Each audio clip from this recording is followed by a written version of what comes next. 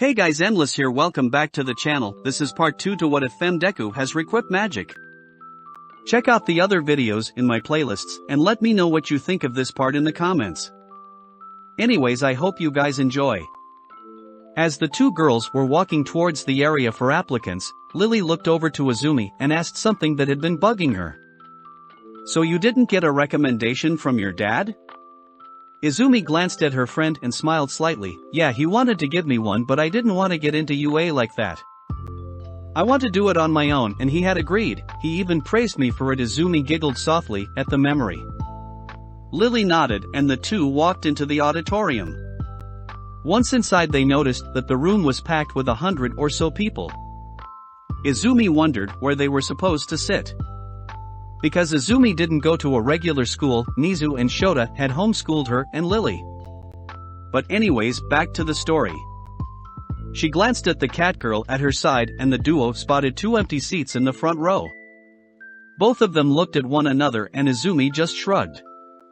After that, the two girls walked over to said seats and hoped that it was theirs. When the duo were standing in front of the 2 seats, Lily had noticed that her name was written on the side of one. Izumi looked over to the other empty seat and saw that her name was on there as well. The two quickly sat down.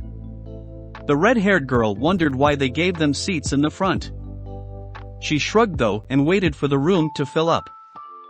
Though unknown to Izumi, a certain chimera and number 1 hero sneezed. The two looked at one another and continued to sip their tea. An hour later, President Mike had passed the tests to the applicants and told them they have an hour to finish. Izumi had finished 30 minutes before the hour was up and Lily had finished just before he said time was up. When everyone was done, President Mike told them to bring their tests to the front. Once said tests were in 2 separate stacks in front of him. President Mike nodded and looked over towards Izumi. Mind if you pass these handouts out to the listeners? Izumi sighed and stood up from her seat. She then walked over to present Mike. And once she was in front of said hero, he had spoken a low tone for only the red-haired girl to hear. All Might said not to go overboard in the exams. Something about wanting to keep his record. He chuckled, then handed her the small booklets with the details for the practical exams.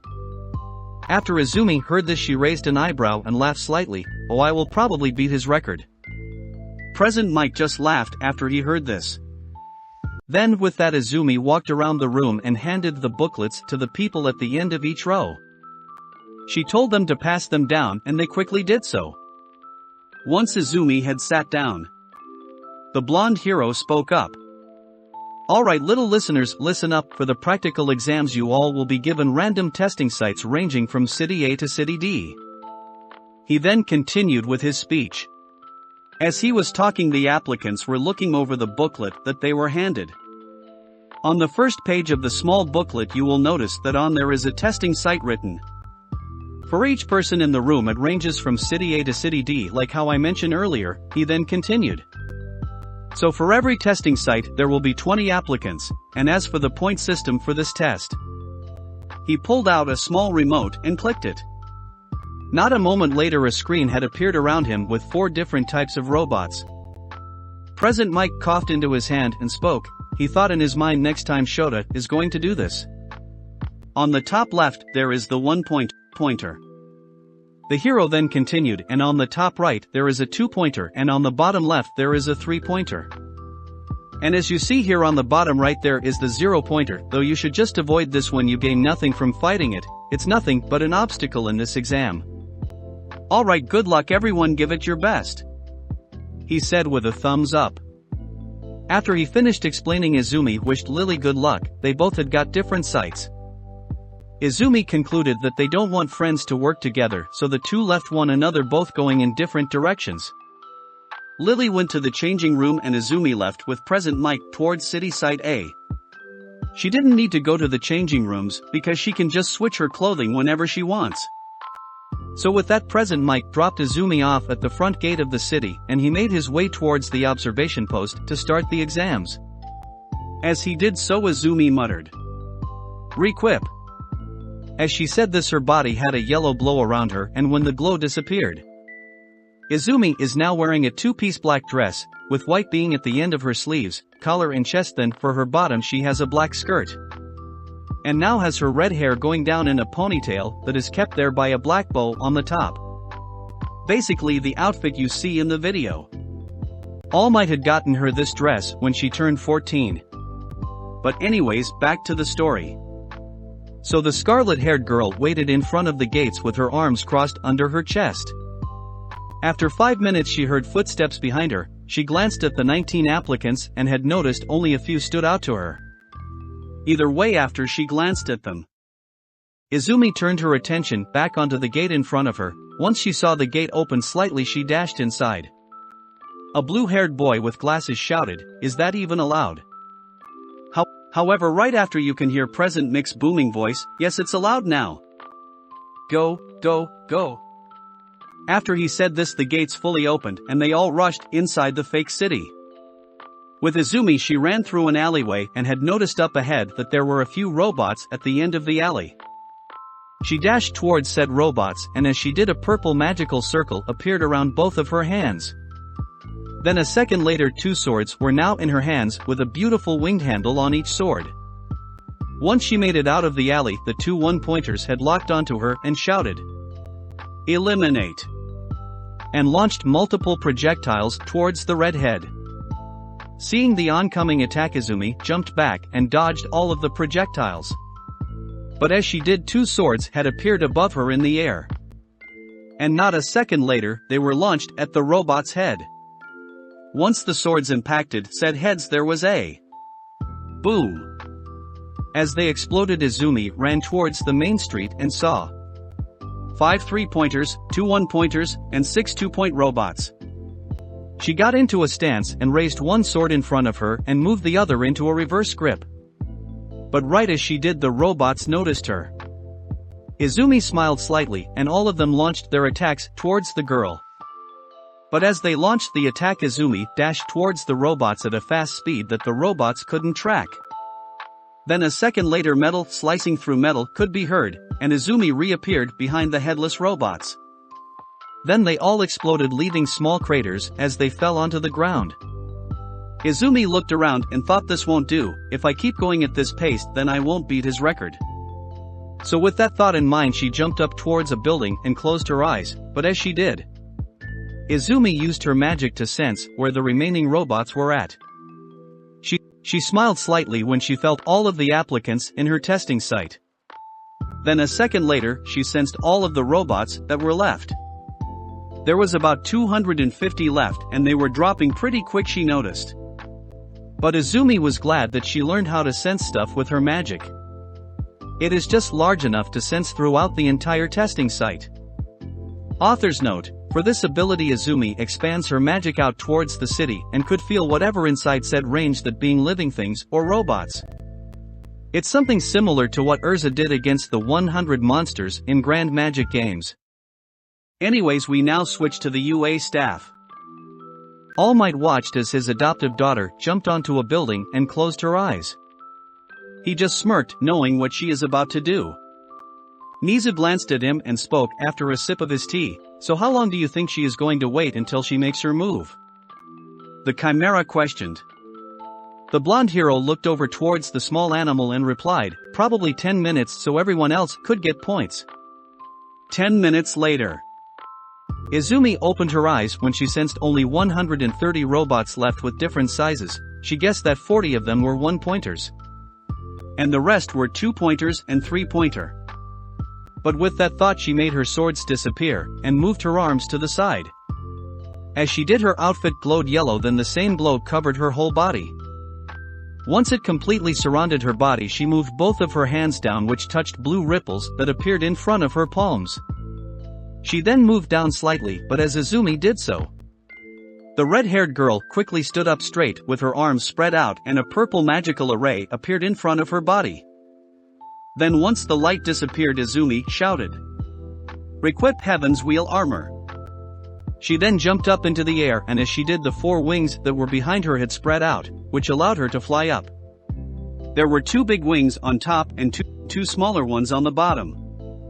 But once she was in the air swords appeared behind her in a circle-like pattern. She smiled and swung her swords in a downward slash, all the while shouting, "Scattered petals!" Her swords had launched off towards all of the remaining robots. The other applicants stared at her in shock. She was just flying up in the air while launching about 100 swords towards the robots. All of the swords made contact with the robots, and there was a loud consecutive boom. Once All Might saw this, he had a tear fall down from his eye and thought, "Yep, she definitely beat my record."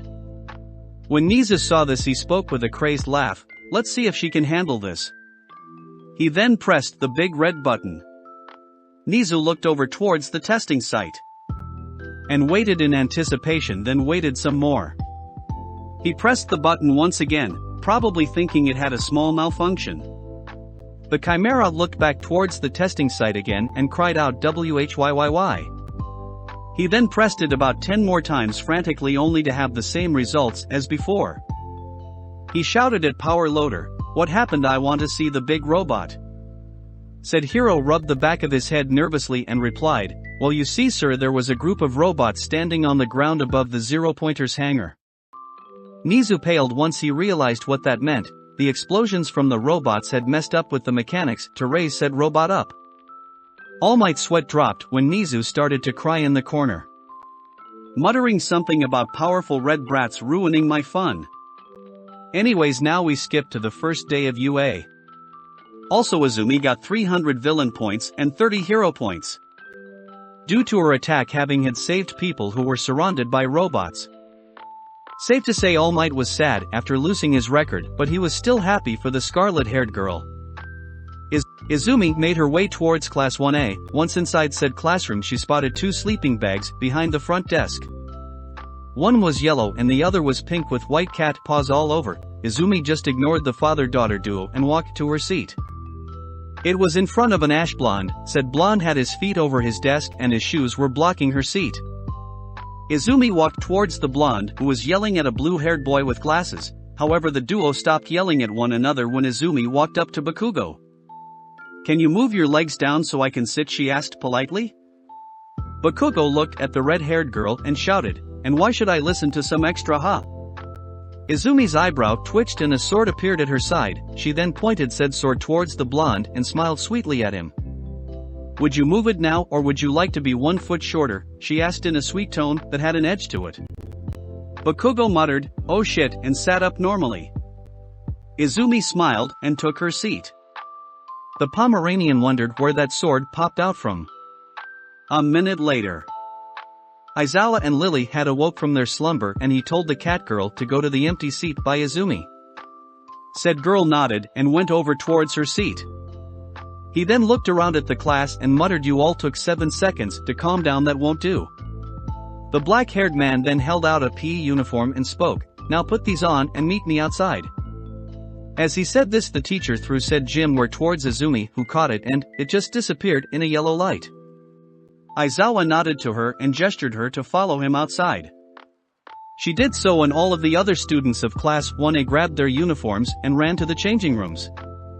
5 minutes later, Izumi and Aizawa were waiting for the other students to come towards them.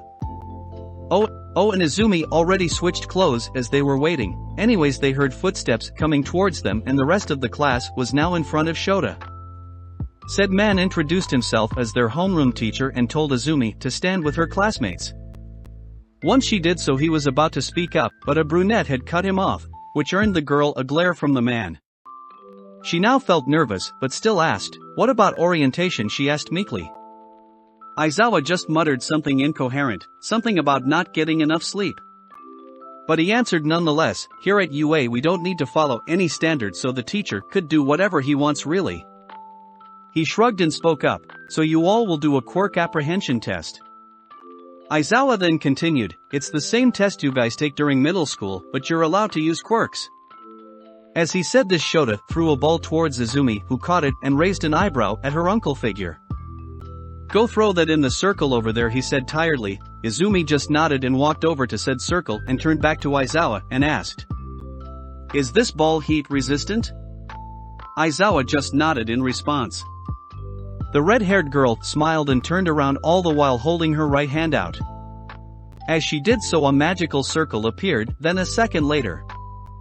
Izumi was now holding a red flamed sword in her hand, and with her other hand she threw the ball forward, but as it was 10 feet away from her. She raised her sword up and flames shot out towards the ball, which sent it flying, and as this happened the flames cracked the ground a bit. Once it left her sight, she turned around and looked at an awestruck class with a grinning Lily giving her a thumbs up. Izumi walked over towards the cat girl and Aizawa's phone beeped. He showed it to the class and spoke, "In order to become a good hero you need to know your limits, so you can surpass them." As he said this he showed the class the phone, which read 2,500 meters. And so the other tests went as in canon. Izumi got first place on all of them except 2, the ball throw and side jumps. Achiko had got infinity on the throw. Then Mineta used his quirk to move side to side at a fast pace. Once the test was done, Aizawa called the class over to him and spoke out loud so they could all hear. "I will show the results shortly, it's too troublesome to go in order." And after he said that, everyone's scores were shown, with Izumi being first, Momo is second, Todoroki third, Lily fourth, and so on. He then spoke after a moment of silence, "Head back to the changing room and meet me at the auditorium, we are going to orientation." Before anyone could say anything else, he started to walk away with Izumi following at his side. Once the class saw this, Kaminari asked, "Why doesn't she need to go to the changing rooms?" he asked curiously. Aizawa glanced at him, then at Izumi and shrugged and walked off. Izumi turned to the yellow-haired boy and replied, "Because of my quirk." And as if to demonstrate, her clothes lit up in a yellow light, then was replaced by the UA uniform. She smiled and started to follow after Aizawa. Kaminari just muttered under his breath, "What a lucky quirk." However, Lily had heard this and got angry and shouted, "There's nothing lucky about her power," she said, and walked off towards the changing room. The blonde for his part just looked confused, wondering why she snapped at him like that for making a simple comment. However, Momo and Shoto had noticed that she didn't say quirk, instead she said power, but the two stood quiet and followed after their class. Now we skip to the next day. Izumi was reading a book while everyone else in class was waiting for their heroic teacher to show up. They don't know who it is, but Izumi could take a guess, if her father's books on how to teach for dummies is anything to go by. He had left those books on the couch and Izumi just muttered, "Oh cool." Anyways, a second later the door flew open and in walked in All Might. Everyone in class stared at him in awe. Izumi just put her book down and watched as he told them that he is their heroics teacher, all the while holding out a sign for battle trials. All Might then spoke after a moment. "But you can't be a hero without the clothes that comes with the job," and as he said this, he clicked a remote and on the wall to the side of the students had went down, and in its place were now briefcases sticking out of said wall with the students' names on the side. The number 1 hero spoke up once again. "Alright everyone, put on your costumes and meet me at training ground Gamma." He was about to leave, but then remembered something. He grinned and looked at Izumi, who shook her head no. "I don't even like piggyback rides anymore," she said with a glare. All Might's grin widened and spoke, "Last time I checked you liked it, daughter." As he said this, Class 1A's eyes went wide. "Wait, she is All Might's daughter," they all thought in unison. Lily had already left to change, knowing how All Might acts whenever Izumi is involved. Anyways, the number 1 hero just chuckled and said, "Alright, just follow me." The scarlet-haired girl just nodded and followed after him, both going towards the training ground. All the while a certain blonde-haired boy stared at their retreating forms and thought to himself, "This will be bad, they will know about this as well."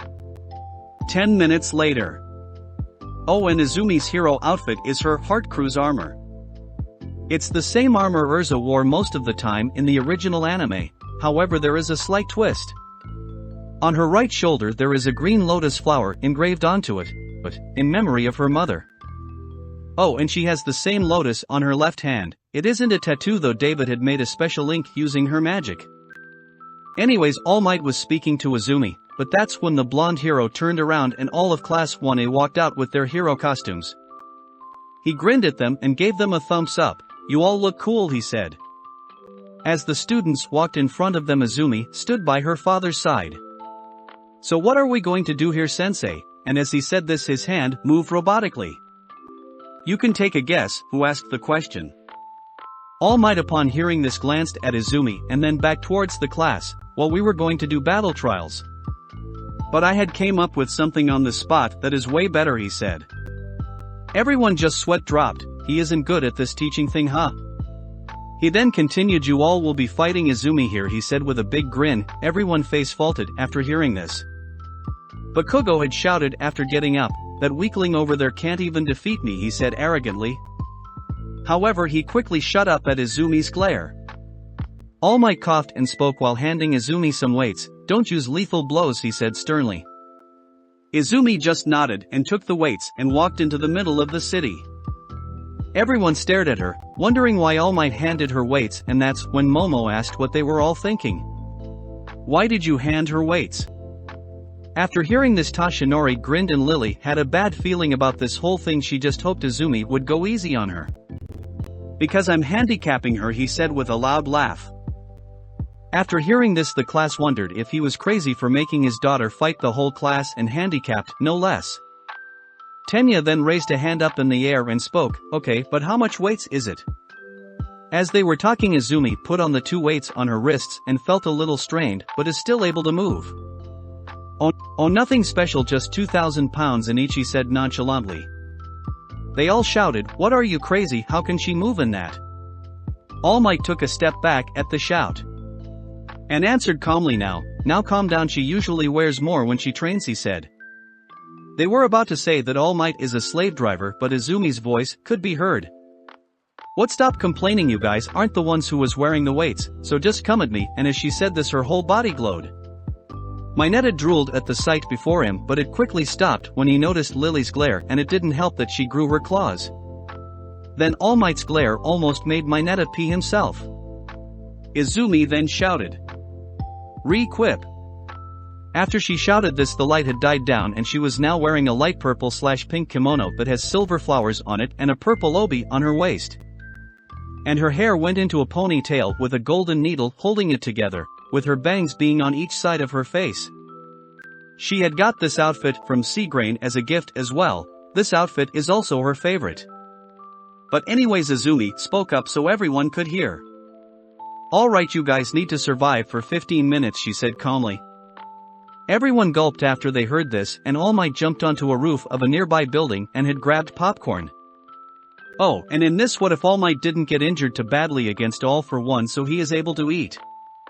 He also can hold his hero form for 10 hours. I will explain how on a later part. Anyways, back to the fight. Izumi moved one hand forward and the other behind her, and as she did so, 2 lights had appeared on her hands, and once the light died down she was now holding 2 swords. She pointed her sword at the class and spoke, all the while flaring her magical energy. It cracked the ground below her and some of the rubble started to fly up around her. "Come." Right after she said this, Bakugo blasted off towards her and swung a right hook towards her face. However, Izumi calmly sidestepped the blow and shouted, "Too weak." She then hit him on the back of the head with her sword handle, which knocked the boy out. After Todoroki saw this, he growled. He then stomped his foot onto the ground and sent a massive amount of ice towards the red-haired girl, not caring that Bakugo was unconscious behind her. In response, Izumi brought out her Flame Empress sword and raised it to the ice, and a flame attack quickly followed. The 2 attacks clashed for dominance, but the flames started to overwhelm the ice. Todoroki shouted towards his class, "Move out of the way from the flames." After he said this, everyone did so, and not a moment later the flames had pierced the ice and flew by the students that jumped to the side. However, Mineta was still looking towards the ground, and when he looked up he saw flames rushing towards him. He just muttered, "Oh sure dash." Boom. Izumi analyzed her remaining opponents and thought back to the Quirk apprehension test. "Well, I'll go for the long-ranged fighters first," she thought tactically. And not a moment later she rushed towards a girl with earphone jacks. Said girl noticed her approach and plugged her ears into her boots and shouted, "Amplified jack, heartbeat distortion." A sound wave was launched towards Izumi. However, said red-haired girl had jumped to the side of the building and continued to use said building as a foothold. Then she launched herself towards Jiru. What, she is fast. And Izumi was now in front of said girl and launched a downward kick towards Jiro's face and sent her towards Sato and Kirishima, who caught the unconscious girl. The red-haired girl then moved her leg back to the ground and stared at them expectantly. Well? She asked. That's when she heard a shout of 1.3 million volts behind her. But Izumi noticed this and without looking back, just raised her sword towards the lightning and it changed into her Lighting Empress Spear. And launched blue lighting towards the yellow lightning, and in doing so it cancelled out Pikachu's attack. Said attack had knocked out Sato, Kirishima, Aoyama, and a few others. Kaminari would be shocked if his brain wasn't fried right now. He was just walking back and forth while saying YAAY with his thumbs up. After Izumi did this, Shoto launched more ice towards the girl and Momo had created a cannon and launched a cannonball towards her. It left the barrel with a loud boom. Izumi saw this and flames appeared around her sword once again. She aimed her blade as if she was going to throw it, all the while running towards the attack. Momo shouted in shock, "Don't run into it, you're supposed to dodge it." However, the scarlet-haired girl paid no attention to her and threw her flaming sword towards the cannonball, and it sliced it in half and made its way towards the cannon. Momo saw this and tried to get out of the way, but there was another boom that could be heard throughout the whole city site. Todoroki had tried to shield everyone, but the force of the flames had knocked him onto the side of a building and knocked him out. All Might just continued to eat his popcorn as he watched Izumi destroy her class. He noticed the only one that was left standing was Lily. Said girl froze when Izumi walked towards her with her purple aura flared. She gulped and was about to launch an attack towards the red-haired girl. But Izumi just petted Lily and she had purred at her touch. All Might sighed and jumped down. He looked around at the now destroyed city street with unconscious students everywhere. That last explosion had been a big one and knocked out everyone else. Then in the center there Izumi is still petting Lily with a smile on her face. But that is the end of this part. If you enjoyed this part, let me know. Also leave a like for Bakugo's pride, he probably lost most of it during this fight.